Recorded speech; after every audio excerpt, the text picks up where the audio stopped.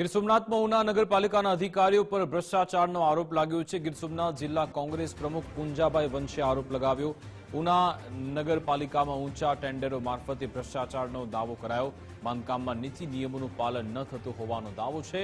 સમગ્ર મુદ્દે નગરપાલિકા કોઈ પણ પગલાં લેવા તૈયાર નથી તેવો પણ દાવો કરાયો છે। જે તે કોઈ કોમર્શિયલ બાંધકામ કરે તો એને બીયુ પરમિશન લેવી એમની પ્રાથમિક જવાબદારી છે। તો આજે પણ જો ચકાસણી કરવા જઈએ તો મોટા ભાગે બીયુ પરમિશન આપવામાં આવી નથી। મને જે મેં માહિતી જાહેર માહિતી અધિકારની જે માહિતી માંગી છે એ માહિતીની અંદર આ ઘટસ્ફોટ થયો છે।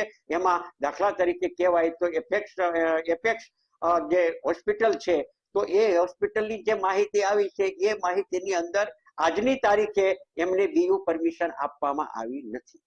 હવે જો બીયુ પરમિશન નથી તો આ હોસ્પિટલ ગેરકાયદેસર ચાલે છે તો એનો જવાબદાર કોણ? નગરપાલિકાએ એની સામે તાત્કાલિક અસરથી કડક પગલાઓ લેવા જોઈએ। કોઈ પણ બીયુ પરમિશન વિનાનું બાંધકામ કરેલું હોય અને બીયુ પરમિશન ન લીધું હોય તો એ વાપરી શકતા નથી। એને તાત્કાલિક અસરથી તાળા મારવા પડે, એની સામે ગેરકાયદેસરની કાર્યવાહી કરવી પડે।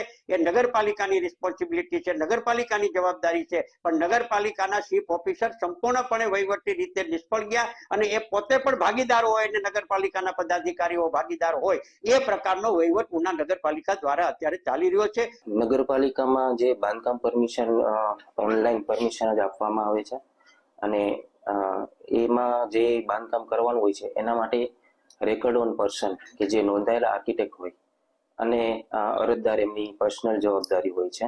અને જો આવા જે